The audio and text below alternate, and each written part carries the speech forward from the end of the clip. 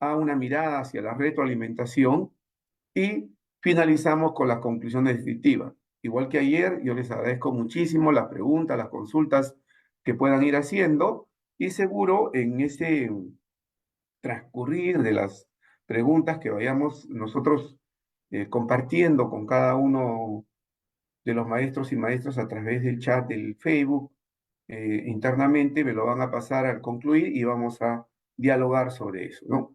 Muy bien. Un foco importante en nuestra práctica docente, permítanme dejar un ratito de compartir porque quiero verificar que se esté presentando la diapositiva. Ahora sí, ya estoy en un foco Sí, Julio, importante de la estamos en vivo, práctica, se está publicando. ajá, de la práctica docente, tiene mucho que ver con la evaluación. La evaluación es un tema que a veces separamos del proceso de planificación, particularmente siempre que me invitan a un taller, a algún curso, alguna charla, y me invitan a hablar de evaluación, casi siempre les señalo que no debemos separar la evaluación de la planificación. ¿Por qué? Porque cuando uno planifica, cuando uno va a proyectar las intencionalidades pedagógicas para el desarrollo de las competencias y una secuencia de sesiones de aprendizaje articuladas y concatenadas unas con otras, también está planificando la mirada que va a tener respecto a la evaluación, porque ya me estoy proponiendo yo criterios de evaluación, me estoy proponiendo producciones o actuaciones de los estudiantes, me estoy proponiendo yo también cómo voy a transitar a partir de ese hilo común que es la situación significativa y el reto, cómo voy a transitar a una actuación compleja. Entonces, no podemos dejar de lado la mirada, el foco que tenemos dentro del proceso de la evaluación. Y un elemento clave tiene que ver con las evidencias de aprendizaje. El estudiante va, en la sesión de aprendizaje, va a producir o va a actuar de diferente manera. En el transcurso de todas las unidades o el proyecto, va a ir produciendo diversas actuaciones, diversas producciones, y esas son para nosotros evidencias importantes sobre cómo está desplegando su aprendizaje. Y entonces tengo que analizar esas evidencias. La pregunta es, ¿cómo analizo la evidencia? ¿Qué tomo en cuenta para analizar una evidencia de aprendizaje? Otra pregunta que por suerte cada vez ya es menos reiterativa es si necesitamos calificar todos los días las evidencias de aprendizaje. De hecho, nosotros no necesitamos estar calificando día a día. Nosotros lo que necesitamos es evaluar, pero fundamentalmente necesitamos evaluar formativamente, es decir, buscar una intencionalidad de aprendizaje para la evaluación, evaluación para el aprendizaje. Y las evidencias son un medio importantísimo para que nosotros podamos tener un termómetro, podamos mirar qué es lo que está haciendo el estudiante, cómo está desplegando sus habilidades, sus capacidades y de qué manera está avanzando en el desarrollo de las competencias que nos estamos proponiendo. Las evidencias entonces tienen que ver tanto con producciones como actuaciones. No olvidemos que cuando hablamos de la evidencia de aprendizaje, no me puedo quedar solo el producto, aquello que es tangible. Es cierto que algunas competencias tienden más a producciones del estudiante, pero también es cierto que hay otras competencias que se pueden hacer más visibles, que se pueden hacer más tangibles a través de actuaciones de los estudiantes. Entonces, tanto producciones como actuaciones deben ser elementos claves para analizar nosotros cómo está progresando el estudiante en el desarrollo de sus aprendizajes, cómo está o en qué nivel de desarrollo está de la competencia, producción o actuación. En estos últimos años hemos ido transitando poco a poco de evidencias y acciones desarticuladas, fragmentadas, a cada vez actuaciones y producciones más complejas. Creo que ahí todavía está el talón de Aquiles de todo lo que estamos haciendo. Este año he visitado 10 regiones en todo el año. He tenido contacto con cientos, por no decir miles, de maestros y maestras en el país y todavía tenemos la idea de que yo puedo tener un conjunto de evidencias pequeñas y que cada evidencia concreta, pequeña, fragmentada, yo la analizo y le coloco una calificación a esas evidencias pequeñas, fragmentadas, chiquitas, de proceso. Le coloco una A, le coloco una B, una C, una AD. Y luego, cuando concluyo la unidad, hago como una especie de suma, una especie de minara, de una evaluación sumativa. ¿Por qué? Porque como yo tengo un conjunto de pequeñas evaluaciones a pequeñas evidencias, miro cuál es la tendencia del estudiante y digo, ah, ya, tiene 2A y tiene 3B. A como resultado entonces tiene B, porque esa es la tendencia, ¿no? Entonces como que todavía estamos pensando que para establecer un nivel de logro en la competencia, yo puedo promediar los pequeños procesos que ha desplegado el estudiante. Y entonces, por eso yo hablo de un tránsito. Estamos transitando hacia la actuación compleja del estudiante. Todavía, gran parte del magisterio peruano está todavía en pequeñas acciones fragmentadas, desarticuladas de lo que va haciendo en el día a día. O sea, voy teniendo pequeños trabajos del estudiante y la acumulación de esos pequeños trabajos lo asumo como que es parte del desarrollo de la competencia. Pero el currículo nacional es clarísimo, en la página 20 del currículo, cuando nos habla de la competencia como una facultad que tienen las personas para actuar frente a una situación concreta de la vida o una situación escolar, esa facultad lo asume como la facultad de poder, pues, combinar, articular las capacidades de una competencia. Es más, el currículo es clarísimo cuando nos dice que el desarrollo por separado de las capacidades no implica que estamos desarrollando la competencia, no garantiza el desarrollo de la competencia. Nosotros tenemos que llegar entonces a actuaciones y producciones complejas que nos permitan visualizar en qué nivel de logro está el estudiante respecto a esa competencia. Pero para lograr eso, yo necesito evidencias de aprendizaje complejas. Y ahí todavía tenemos una deuda tanto con nuestros estudiantes como con nosotros mismos, y creo que con el sistema educativo. Estamos llegando muy poco a evidencias complejas. No tenemos evidencias complejas, no tenemos evidencias integrales.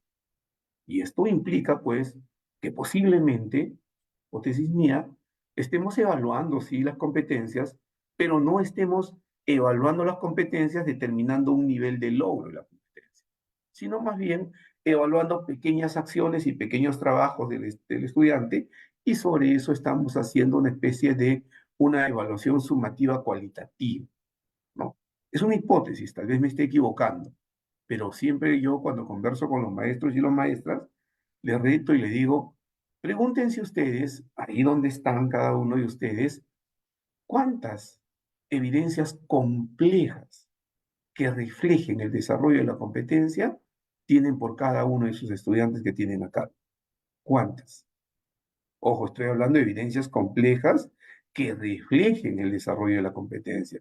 No estoy hablando de un conjunto de evidencias que sí tenemos muchísimos, cientos, miles, en toda nuestra práctica, en todos los años. No, evidencias complejas que reflejen el desarrollo de la competencia.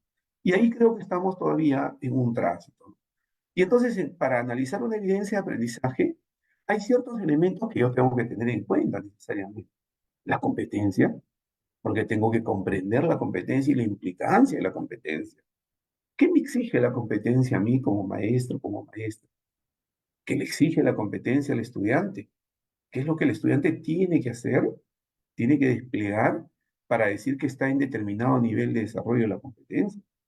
Ahí necesitamos establecer ciertos elementos. Creo que cuando iniciemos el año en marzo del 2025, una parte del trabajo colegiado debería ser revisar las competencias y establecer una relación entre la comprensión de la competencia y el estándar de aprendizaje, para que de esa manera yo pueda tener claridad de hacia dónde tengo que ir yo durante todo el año y cuáles son los niveles de complejidad que tengo que trabajar con mis estudiantes. Un segundo elemento son las capacidades. ¿Por qué? Porque las capacidades se tienen que movilizar de manera combinada, de manera articulada, para que justamente, utilizando de manera combinada, cuando el estudiante utiliza combinadamente todas sus capacidades, puede establecerse un nivel de desarrollo de la competencia. Pero como tanto las competencias como las capacidades son pues propias de toda la educación básica regular y no son exclusivas de un grado, de un ciclo, de un nivel, entonces necesito algún elemento que me refleje a mí la complejidad de lo que quiero hacer en ese grado, en ese nivel. La competencia, por supuesto que la comprendo y la entiendo. Las capacidades las voy a ir movilizando de manera combinada. Pero ¿cómo veo yo ese nivel de complejidad de lo que quiero hacer? ¿Cómo diferencio yo lo que quiero hacer en primero de secundaria, en segundo, tercero, cuarto, quinto de secundaria, o en primer grado de primaria, tercero de primaria, quinto de primaria, sexto de primaria? ¿Cómo diferencio yo? Para eso yo tengo criterios de evaluación. Y los criterios de evaluación me los voy a formular articulados sí a las capacidades, pero tomando como referente central el estándar de aprendizaje. Es el estándar de aprendizaje el referente para formularnos los criterios de evaluación. Pero profesor Julio, no, pero si yo tengo los desempeños y a mí los desempeños me ayudan muchísimo. Además, ¿para qué están en una resolución viceministerial el programa curricular de inicial, de primaria y de secundaria, cada uno con sus propias resoluciones? Es que nosotros nos hemos acostumbrado y todavía creemos que estamos desarrollando desempeños. Muchos maestros conciben aún que sus sesiones de aprendizaje, en cada sesión está desarrollando un desempeño, cuando en realidad lo que está buscando las sesiones de manera conjunta y de manera articulada es propiciar el desarrollo de un nivel de logro de la competencia. Pero bueno, están los desempeños y seguro también los desempeños nos pueden ayudar, como dice la RDM 094-2020, ¿no? Los desempeños son ayudas, son orientaciones, no dice el currículo. El currículo nos dice, ¿para qué están los desempeños en el programa curricular?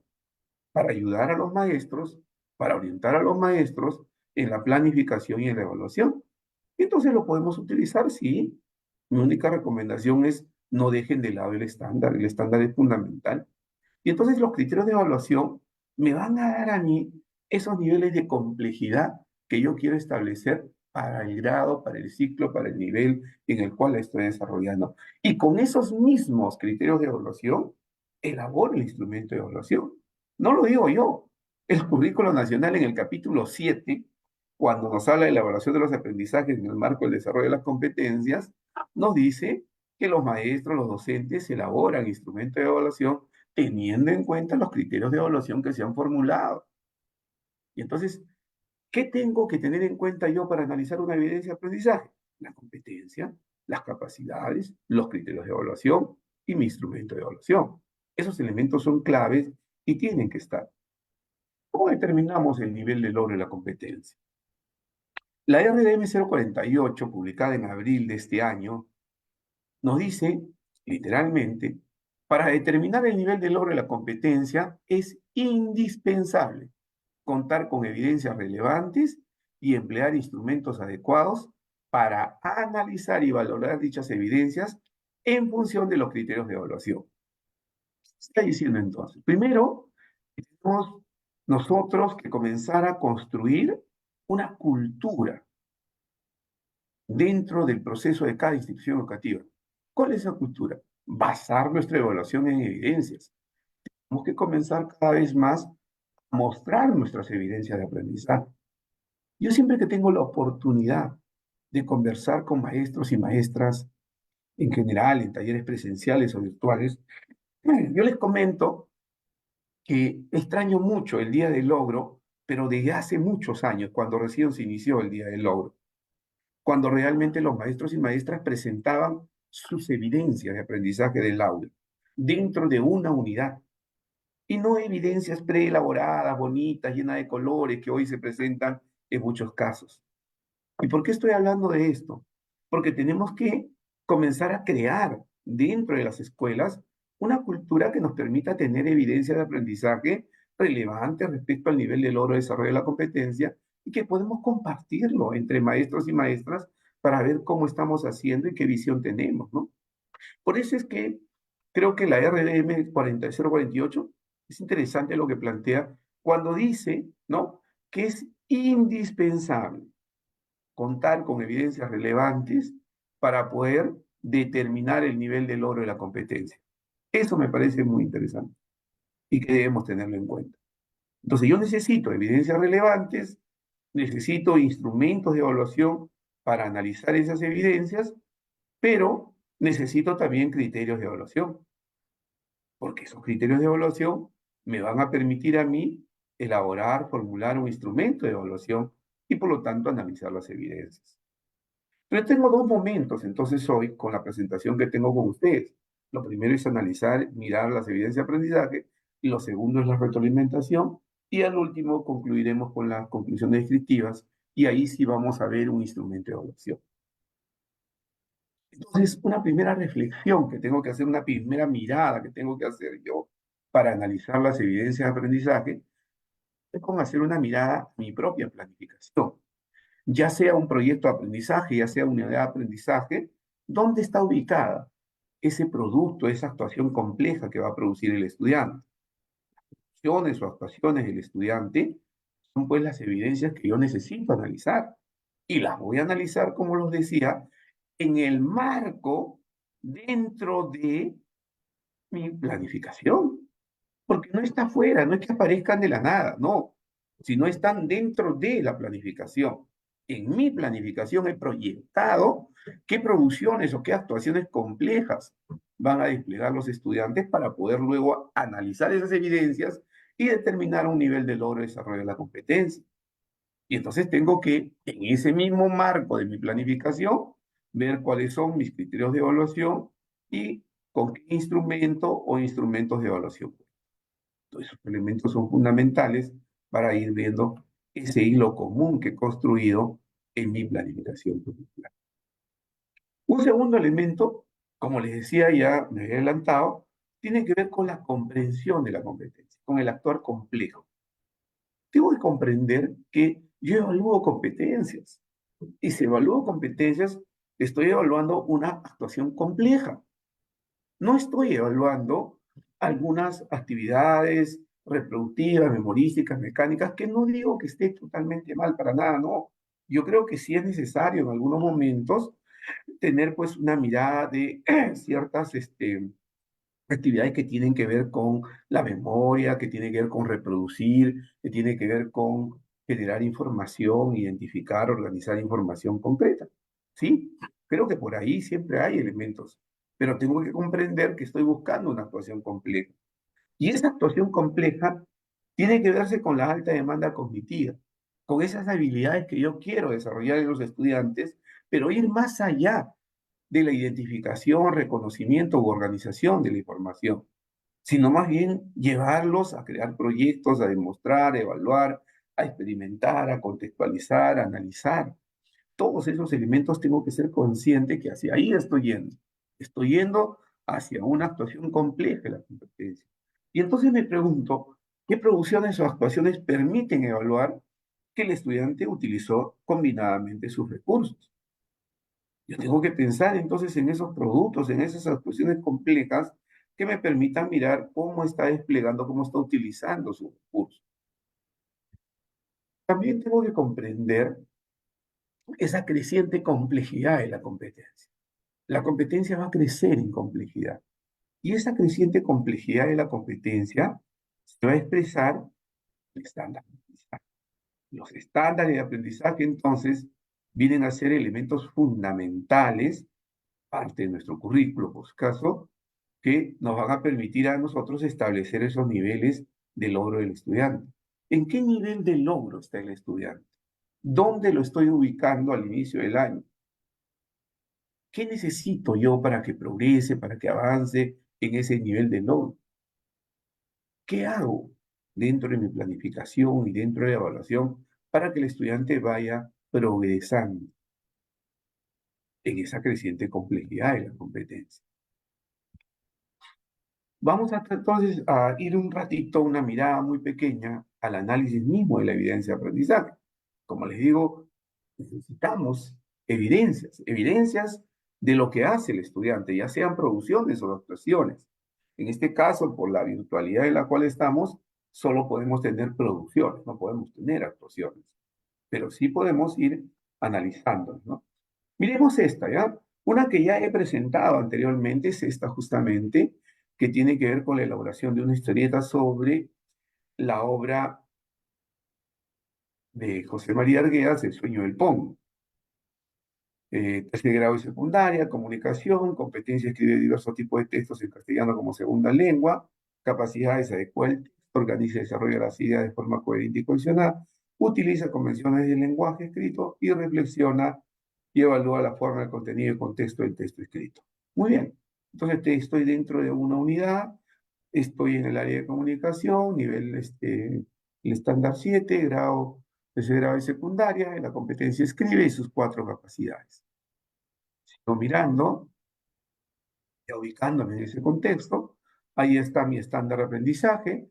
Mi estándar de aprendizaje me ha permitido formular mis criterios de evaluación, que por cierto, no solo se están articulando con el estándar, no solo recogen el estándar en sí mismo, sino para que se ubique dentro de la planificación que yo estoy realizando, también asume algunos elementos de la complejidad que me planteaba en la situación significativa, en el reto.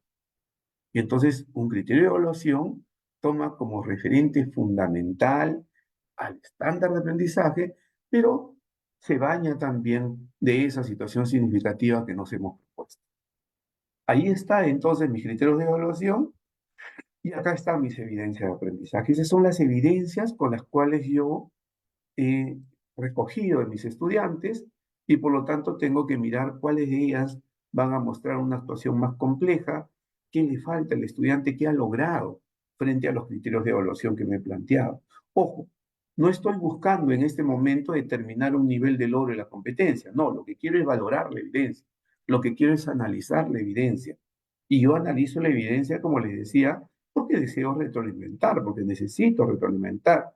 Y entonces vamos a analizar esta evidencia. No nos olvidemos que siempre tenemos que hacer una mirada a que si yo tengo en la competencia escribe diversos tipos de textos, tengo cuatro capacidades: adecua, organiza y desarrolla, utiliza convenciones del lenguaje, reflexiona y evalúa. Yo tengo cuatro capacidades, mínimamente en mi unidad yo tengo que tener cuatro criterios de evaluación. Pero, profesor Julio, ¿por qué? ¿Por qué equipara usted los criterios de evaluación con las capacidades? Porque estamos diciendo que para ver el nivel de desarrollo de la competencia, para desplegar el desarrollo de la competencia, yo necesito movilizar de manera combinada, de manera articulada, todas sus capacidades. Todas. No, pero es que yo en esta unidad voy a priorizar dos capacidades de la competencia. No, no. Si haces eso, no estás trabajando la competencia, estás fragmentando, estás jalando un pequeño elemento que no te va a ayudar a tener una mirada de toda la competencia. Entonces ahí hay que tener mucho cuidado. No estamos haciendo eso. Yo tengo que garantizar entonces que mínimamente tengo que tener un criterio de evaluación para una capacidad. ¿Puedo tener más? Por supuesto que sí, son decisiones de ustedes, ¿no? Acá, por ejemplo, tengo dos criterios de evaluación para la capacidad de QA y también tengo dos criterios de evaluación para la capacidad que utiliza convenciones de lenguaje, ¿no? Son decisiones que ustedes van tomando cuando están planificando y ahí más bien un consejo: no se llenen de muchos criterios de evaluación, porque luego cuando lo van a llevar al instrumento de evaluación, el instrumento se hace muy complejo. Entonces siempre es mejor estar entre uno o dos criterios máximo para que podamos tener una mirada clara de lo que queremos hacer. Entonces yo tengo las competencias, las capacidades, los criterios de evaluación y ahora tengo ahí mi evidencia de aprendizaje. Y tengo que analizar a partir de los criterios de evaluación que me he propuesto, yo tengo que analizar qué es lo que ha logrado el estudiante. Voy a valorar su trabajo. Y sí es cierto, el estudiante va a adecuar su texto literario de José María Arguedas, El sueño de Pongo, a la estructura, a la forma de una historieta, según su estructura y organización. Y este estudiante sí logra hacer eso. logra estructurar su historieta de una manera adecuada, organiza la información de una manera secuenciada y está ahí de una manera interesante, está generando ese proceso, ¿no? Respecto a que escribe el texto adecuando su propósito comunicativo y discurso a la historieta, ahí seguro todavía le falta algunos elementos que pudiese mejorar, pero tiene un buen avance el estudiante respecto a eso. Establece relaciones lógicas entre las ideas como comparación, simultaneidad, disyunción a través de varios tipos de referentes y conectores. Sí, sí hay un avance, no en toda su expresión, pero está comenzando ya a transitar, está en un proceso muy interesante. Utiliza recursos gramaticales, ortográficos que contribuyen al sentido de la historieta en todo momento. Todo momento el estudiante lo va haciendo. Emplea algunos recursos textuales y figuras retóricas con distinto propósito. Sí, por ejemplo, dice, aquel hombrecito tenía el cuerpo muy pequeño y miserable. Sin embargo, se cubría de ganas, dice, ¿no? Entonces está usando algunas figuras retóricas interesantes el estudiante para ir construyendo su historieta, para ir construyendo su texto. No podemos ver en esta evidencia que el estudiante ha evaluado, ¿no?, la escritura de su historieta y ha planteado algunas mejoras. Eso no lo podemos ver, porque solo el maestro de aula puede saber si este fue la primera versión o la versión final de su historieta, pero las otras sí las podemos reflejar. Y entonces cuando yo hablo de una actuación compleja, cuando estoy hablando de una producción compleja, estoy hablando de un producto que en sí mismo me permite mirar todos los criterios de evaluación que me he propuesto y me permite ver de manera integral que ha movilizado combinadamente las capacidades, la competencia. A eso me estoy refiriendo con un producto, con una actuación compleja. ¿Qué pasa en la siguiente evidencia? Misma aula, misma situación, misma competencia, mismo grado, mismos criterios de evaluación. Pero en este caso, más bien, es un estudiante que tiene mayores dificultades. En ninguno de los casos logra lo que se le ha pedido. Está en proceso, está en inicio, pero no ha logrado ninguno de los aspectos que nosotros hemos pedido de los diferentes criterios de evaluación que nos hemos propuesto. Entonces esto nos lleva siempre a una reflexión y lo mismo pasa con el tercer estudiante. Le decía que esto nos lleva a una reflexión, ¿no? Es posible que en una misma aula yo tenga tres productos diferentes en diferentes niveles de complejidad. Sí es posible. Por supuesto que sí, porque el aprendizaje siempre es diferenciado, variado, y todos los estudiantes no tienen los mismos niveles de logro y no aprenden y no desarrollan lo mismo uno con otro. No, eso es posible. Pero también hay que reflexionar nosotros en que cuando hay una disparidad muy grande, miren este estudiante A que produce una historieta interesante dentro de un contexto, con escenario, con fondos, con un diálogo, con una secuencialidad lógica estructurada, cuando este estudiante puede hacer esto y tenemos otro compañero suyo que más bien no coloca el contexto, no hay fondo, no hay espacio en el cual los personajes están desenvolviéndose y su secuencia tampoco está ordenada. O cuando tenemos otro estudiante que sí construye un contexto, un fondo, una realidad en la cual está imaginándose la literatura y la está transcribiendo en gráficos, pero que está en un proceso de desarrollo. Entonces vamos a tener, ¿no?, diferentes evidencias de aprendizaje. Y para eso los criterios de evaluación me pueden ayudar. Me ayudan tanto en el desarrollo de las sesiones para orientar la producción, la actuación del estudiante, y también me ayudan a analizar la evidencia de aprendizaje y ver qué está haciendo el estudiante y qué está logrando, para valorar el trabajo del estudiante y brindarle una retroalimentación formativa, una retroalimentación descriptiva. Entonces, las evidencias de aprendizaje, cuando son relevantes y cuando me están dando información integral del desarrollo de la competencia, son muy importantes y me están a mí facilitando poder mirar cómo está progresando el estudiante en sus aprendizajes y en qué nivel de desarrollo se encuentra. Pero en cambio, cuando yo tengo evidencias que no reflejan la competencia, que no reflejan la combinación de capacidades, entonces tenemos dificultades. Y ahí yo me preguntaba, ¿no? ¿Qué hacemos si la evidencia de aprendizaje no proporcionan información relevante respecto al nivel de logro de la competencia? ¿Qué tenemos que hacer? Si es que estoy en un proceso de retroalimentación, no hay problema. Pero si estoy intentando hacer una evaluación del aprendizaje, una evaluación certificadora, una calificación de un nivel de logro del estudiante, estas evidencias parciales de proceso no nos ayudan. ¿Cómo hacemos entonces los maestros y maestras del país para calificar, para utilizar las escalas de calificación de los estudiantes si no contamos con evidencias complejas? ¿Cómo estamos evaluando? ¿Qué estamos evaluando? Por ejemplo, acá les presento otro caso, ¿no? La competencia gestiona responsablemente el espacio y el ambiente del área de ciencias sociales y tiene tres capacidades: comprende las relaciones entre elementos naturales y sociales, maneja fuentes de información para comprender el espacio geográfico y el ambiente, y genera acciones para conservar el ambiente local y global. Esas tres capacidades se supone que deberían desplegarse de manera combinada para que se vea reflejada en la evidencia de aprendizaje. Pero ninguna de estas evidencias de aprendizaje pudiese reflejar siquiera alguna de las capacidades que están aquí.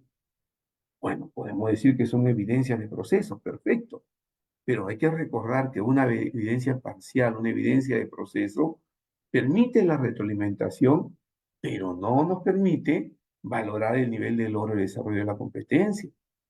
Por eso es que mi preocupación está centrada en qué hacemos nosotros cuando no tenemos evidencias complejas o actuaciones complejas de los estudiantes. No, profesor Julio, es que en esta unidad yo he recogido 6 evidencias de los estudiantes. Esas 6 evidencias las voy a valorar y luego le voy a establecer una calificación. Muy bien, la intención es buena, pero estás recogiendo evidencias de pequeños fragmentos del aprendizaje y no estás recogiendo una evidencia compleja de la actuación compleja del estudiante respecto a la competencia. ¿Cómo vas a establecer el nivel de logro de la competencia si no tienes esas evidencias? Y ahí hay un problema, les comento. Yo siempre que converso y trabajo con las UGELs, les pido que recojan evidencias, que me envíen evidencias. Y muchas veces no recibo evidencias de las mismas UGELs, porque los maestros no los comparten, o porque tal vez no los tienen, o porque si lo que envían puede ser que no responda pues a estos niveles de actuación compleja. Por eso les decía que hay que construir en las escuelas y a nivel de todos los espacios educativos una cultura que centre la evaluación basada en la evidencia de aprendizaje. Hay que cada vez avanzar más ahí. No estoy diciendo que esto va a cambiar de la noche a la mañana. Lo que estoy generando es más bien una duda para que ustedes reflexionen